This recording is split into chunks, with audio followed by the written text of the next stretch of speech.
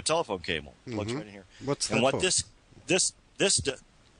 This is all the data from the engine. All the operating parameters from the engine are sent via this cable connection to the engine control unit, which I'll show you in a second.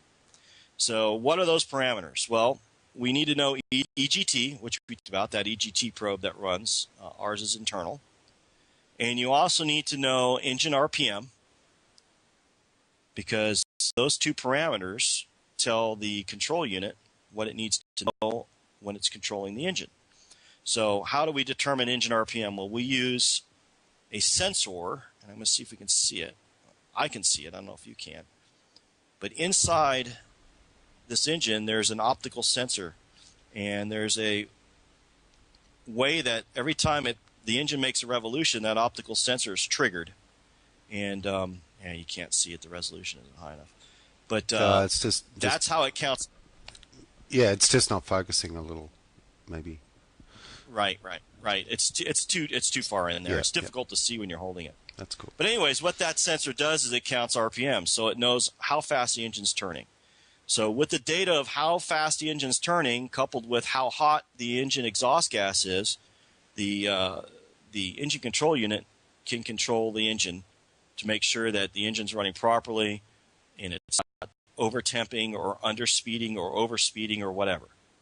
So that's how the engine is governed, by the data that comes from this port right here. So that's basically the engine.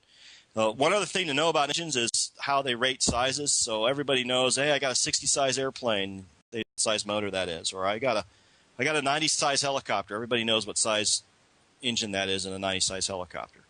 With turbine jets, they don't rate them that way, in the sense that I believe a 90 is a 0.90 cubic inch or 90 centimeters, whatever the heck it is. But everyone knows those distinctions pretty well. With turbine engines, they use newtons, which is I believe it's a metric measurement. It is. What do you say, Dave? You're over there in metric. It is. Yep. So it's a metric measurement. So as you can see, this one says booster 160 on it. It's upside down there, but you can see it. So this engine is rated at 160 newtons. Right. So if you do the math on that, it comes out to about 36 pounds or 38 pounds of thrust. So the thrust that the engine will produce is rated in newtons. You hear JetCat P120. Well, that's 120 newton engine. You'll hear of Ren 54. It's a 54 newton engine. Oh, that's interesting, because I thought that like a 120 was 120 pounds, but you're saying that they're all measured in newtons? Yes, that's correct. Huh. Yeah, oh my gosh, 120 pound thrust turbine? Holy smokes, that'd be something right there. I mean, you want to talk about building your dream airplane. You could build a pretty big dream airplane, probably one you could fly around in. Yeah, I'm thinking a Learjet. Yeah. And I'm looking over at the chat window. I see Three Wire asked a question. Yep. Can the owner change the glow plug? Good question. Or just the manufacturer? It is a good question, and that depends. On this engine here, the glow plug is internal, and you could see. I'll show you this. You can see right there. I think, see that? That's a seal. I don't know. Can you see that seal right there, Dave? Yeah, the little factory silver seal disc. or something. Yeah. Yep. So if I cut the seal, I void my warranty. I cannot get to the plug on this one to change it.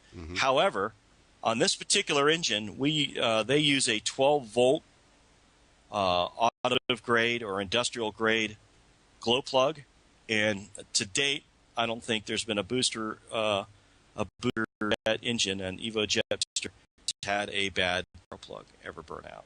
The manufacturer tells me that I'll be dead and gone and forgotten about before that plug ever wears out. Yeah, so they're that reliable. They're real confident. Yeah, this guy is very confident that they're uber reliable and there'll never be a requirement to change them. Now, obviously, anything mechanical can fail, but I think the overwhelming percentages is that they don't. Sure. So on an internal engine, you cannot really change the plug. I got to say, I'm a little ignorant about JetCat. I don't know if you can or you can on the internal one, but JetCat's external start plug, absolutely you could change it. Just unscrews from a glow plug hole like any other glow plug. And same thing with the propane start and the glow plugs. You can change those at will. Mm-hmm. And I changed plenty of them on my Biotech J66. And what about the maintenance? I've heard people say that I think it's with the JetCat, after, was it? I forget whether it was years or hours. I think it was hours. It's hours. After so many hours of flight time, you have to send it back into the manufacturer to get it serviced. Is that the same with this brand? Well, that's pretty much the same with every brand. I'd be careful with the have to statement. I mean, you don't have to do anything. I mean, I could throw this at my dog right now if I wanted to. But it's a matter of good practice. Now, my J66, I had 37 hours on it when I sold that engine. It did not go into the manufacturer for an inspection. I inspected it myself. In the sense that I just made sure that I didn't have any FOD damage on the turbine blades or the compressor blades. And then I just would check for bearing roughness, rotating it with my finger. It's probably as unscientific a method as a human being could possibly get. But depends how good your sense of touch is, I guess. Right. But some manufacturers have a 25-hour interval for an inspection. Some have a 50-hour interval for inspection.